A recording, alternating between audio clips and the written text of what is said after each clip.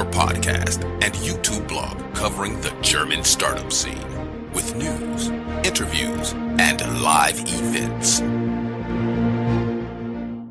Hello and welcome everybody. This is Joe from Startuprad.io. Welcome to another edition of This Month in German Startups.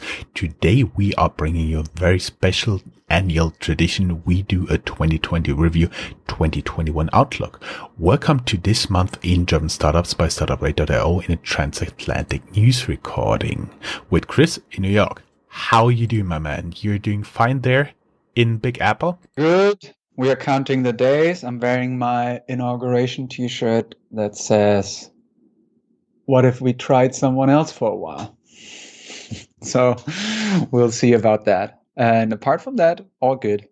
Happy New Year. Yes, totally forgot. Happy New Year, guys. Really sorry about that. Chris and I have been joking around and said Happy New Year and I forget it in the recording. Dang it. This is actually an annual tradition where we look at the past year and forward into the coming one. Not to mention we've been totally wrong last year with the outlook, so we are more sticking to review this year. Today we bring you an overview of the German startup Corona aid, an overview of the German and European startup scene, of course a list of links where you can read a lot more, a list of top startup stories, a few outlooks on 2021, and a bit of wine. I do believe Chris has a lot of information on the ecosystem, right? Yeah, so you already said it. We are looking into what 2020 brought and how the European startup scene and also the German startup scene weathered the storm. One interesting report that we found there came from the venture capital company Atomico. And they have launched the State of European Tech in 2020. And we kind of summarized it and came up with 8 of the most crucial takeaways that I would like to go through. Number 1, Megarounds help European tech ecosystem grow. So while many founders found it more challenging to get funding, 2020 is on track to be still a record year with potential to surpass $41 billion invested, driven by more deals that were $100 million and plus dollars. And also, number 2, Germany is projected to have gathered a 23 billion US dollar sum of investments. That is for the mega rounds. Second point of the 8, the low capital, pivoting the product, and sales decline were what hit founders the hardest in 2020. But international investment, number 3, hasn't dried up so far. Number 4, France is the only one of Europe's 3 largest markets to actually grow in 2020. Number 5, London remains the biggest investment hub in 2020. We'll see what Brexit is going to do to that. Number 6, the travel sector got notably low investments. It's probably one of the biggest industries in turmoil right now. Number 7, investment in purpose-driven tech companies soars, actually.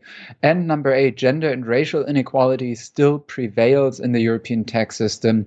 The Black Lives Matter movement actually became an important topic of discussion here as well. And a lot of the startup companies have to think more strongly about equity, even in Europe, and even though it's not in the US, where Black Lives Matter came into being. Moving on from the Atomico report, we have a list with the 10 biggest health tech stories of 2020. 2 of them have a strong German connection. Number 5, the guinea pigs of Germany's new healthcare revolution, and number 10, BioNTech, the German biotech startup behind the coronavirus vaccine, probably one of the proudest stories of German engineering and science of the past year.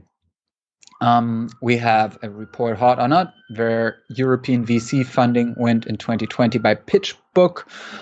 They have different sources of data from the Atomico report, and there it says that the UK still has the largest VC market in total with more than 13.7 billion US dollars, but Germany with 6.8 billion US dollars grew 3 times as fast, with a growth rate of around 11% versus UK's only 1.7%. So it's even like 4 times. But this may also be due to Brexit. We will see what 2021 brings. according to PitchBook, France grow by an astonishing 25.4% to a total of $6.1 billion US dollars. So they are really closing the gap. And other markets in Europe surpassing $1 billion US dollars in investment are Sweden with 3.2, Spain with 1.4, and Finland with $1.2 billion. And my last idea for the ecosystem, my last recommendation would be a report about the 10 largest founding rounds of Europe in 2020. 3 of them are from Germany, Auto One Group, Tier Scooters, and Lilium. Moving on from a more European perspective to a German one. Thank you, Chris.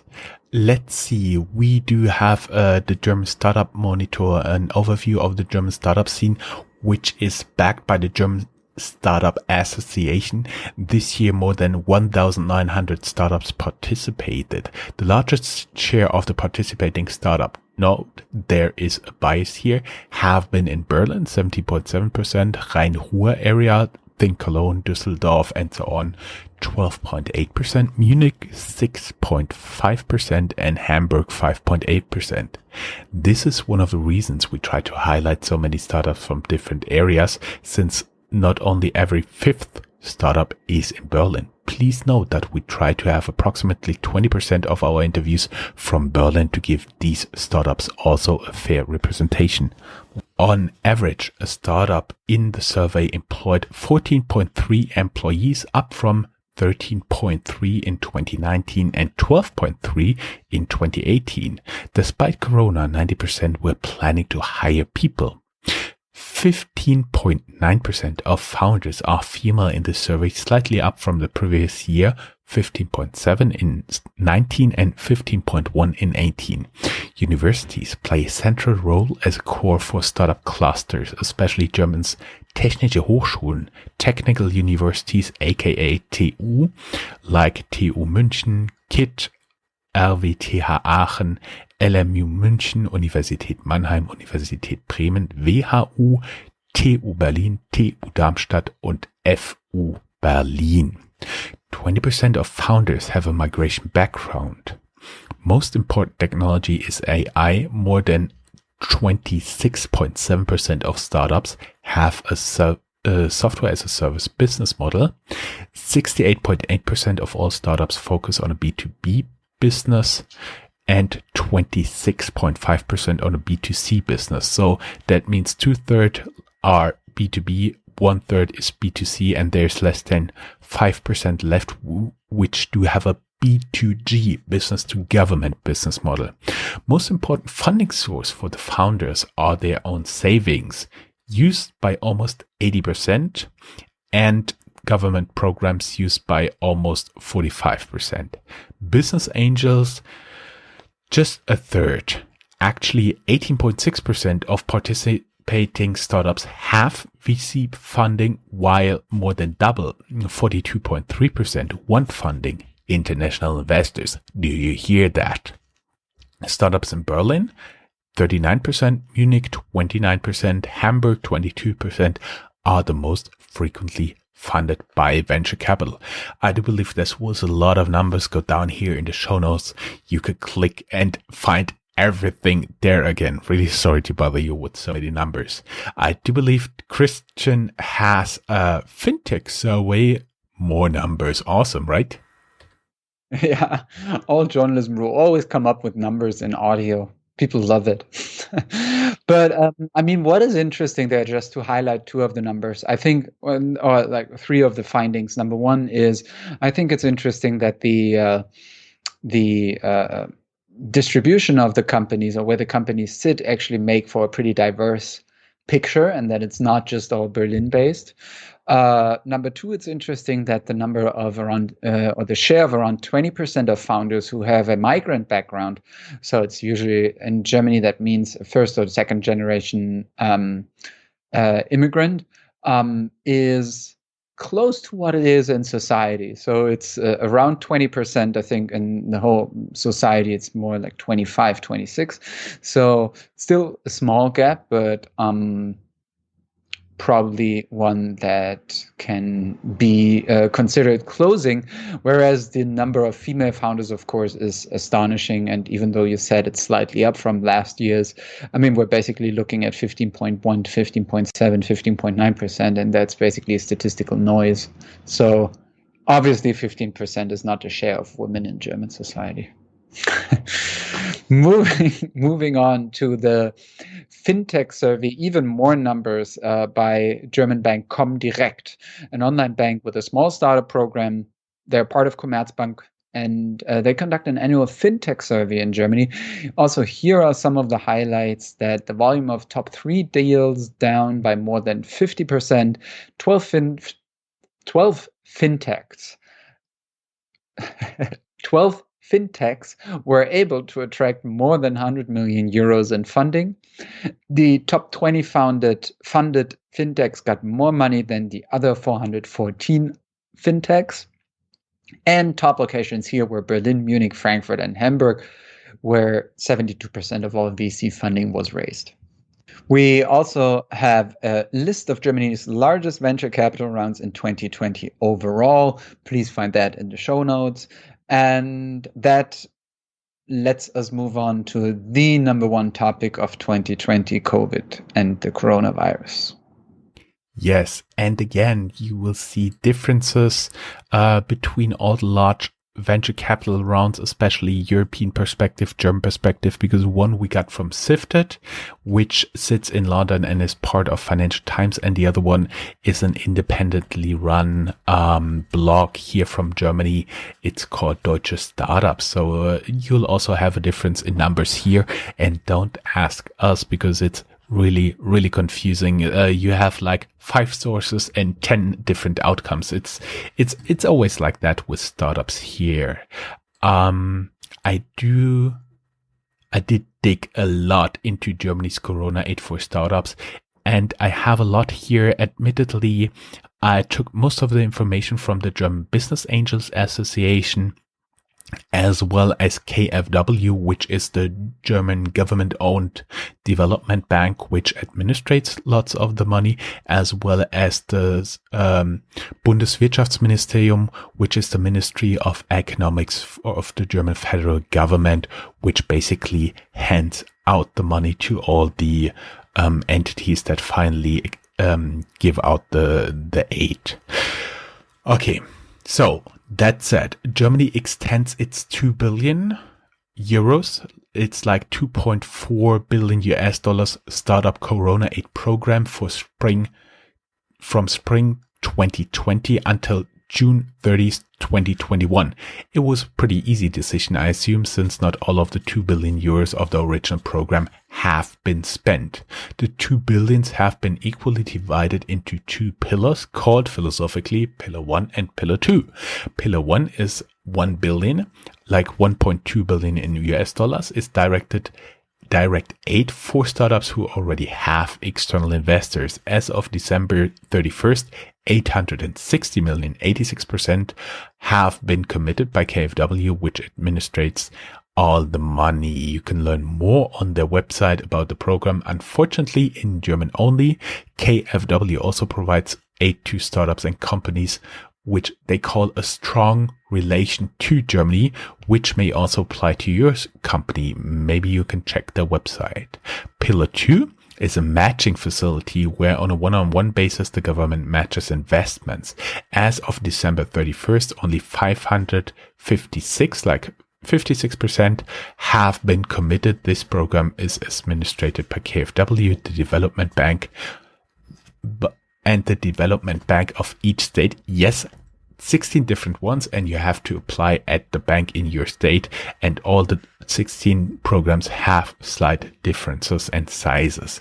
The government's ERP fund, if you already received ERP funds, you can approach them and you can learn more on the website. Yes, German only. Again, you don't need to be a German company, but only have your economic focus on Germany. Check the website, and if you think it may apply to you. Important, your company must have steered clear of economic problems in 2019 in order to be eligible. You can also find all of the information and more in the different articles we use to combine those highlights. And we do have a nice article by Sifted, how COVID impacted Germany, Austria, and Switzerland startups. Whew. Yeah, I always do a lot of numbers. Christian, you don't do too many numbers, right? I'm moving on to the hubs. So first off, the Frankfurt Rhine-Main region, where we have a look back at 2020 in the ecosystem there from Frankfurt Valley. Then we have the fact also from Frankfurt Valley reported that Frankfurt Rhine-Main attracted multiple international companies in 2020. And the most important startup exits in 2020, including Emma Bedside, Lisa, and Mailtastic from the Rhine-Main area. Rheinmain.vc, Joe's project, tracks venture funding of any kind in the region. We track 28 deals in total, 894 million euros, which is good towards large rounds with BioNTech's fundraising due to the development of the COVID vaccine and placement of additional shares and convertibles.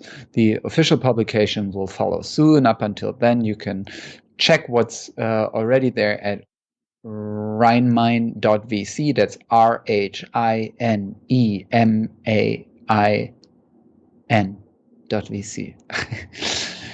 In Munich, we also have a list for Munich and Bavaria with the top 10 most important investments, headed by Lilium with 240 million US dollars. And we talked about that in our news as well. Jumping to the north, Hamburg, where we also found a great wrap up.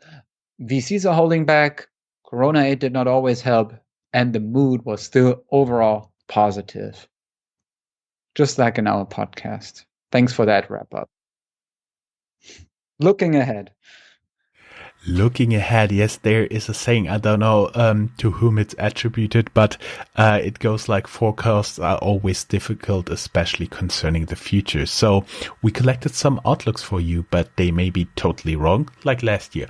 Only thing we can say for sure is that Germany is going to invest 10 billion in VC funds, which in turn will invest in German startups.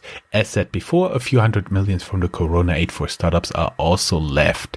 If we could beat Corona soon, the second half of the year promises to be a great one for startups in Germany. There is an article by Sifted. Germany launches 10 billion future fund for startups, but will it go far enough? Analyzing is from famine to feast, investments in European tech startups roar back. The world in 2021, 5 stories to watch out for by The Economist. Strongly recommended. It's a YouTube video, by the way. What will life be like after the pandemic? Interesting question. And what's coming for the fintech industry in 2021 by IMC Gruppo. And then we found another one, top fintech trends in 2021. So you can read both and match them. And from MIT Sloan Management Review, 6 strategy and innovation insights from them as well. And as always, I usually have some detour here. This time, Chris is taking this with us, right? Yes. To wrap things up, we like to end things on a high note. And then what was more a topic in 2020 than our own alcohol consumption each night? So we got numbers for wine in Germany because the consumption there has risen during COVID times. On average, a German citizen or someone living in Germany has bought 20.7 liters of wine. This is around 700 fluid ounces for the Americans in last year's harvest season. So they are not reporting 2020 numbers, but they are looking at the wine harvest season. Nevertheless, that leaves us with roughly 2.5 bottles per person per month, which is actually quite a lot, I think. Don't you think? Every person? It's a lot. But 2.5 bottles per person per month, that's quite a lot. I don't think even together with my wife, I can drink 2.5 bottles in a month. Yeah. Then again, there are people who probably drink a bottle a day. So on that note, I mean, it's 1 p.m. here, but 7 p.m. at your place. So I'm not implying anything. I will get a glass of wine afterwards. Until then, keep in mind this was no normal news wrap up. Normal news wrap up in January will follow at the end of the month. Until then, stay safe, everybody, and keep doing your stuff. Stay safe, wear mask, and don't get sick. Chris, thank you very much. It's such a pleasure always to work with you. Same. Bye-bye. That's all, folks. Find more news, streams, events, and interviews at www.Startuprad.io. Remember, sharing is caring.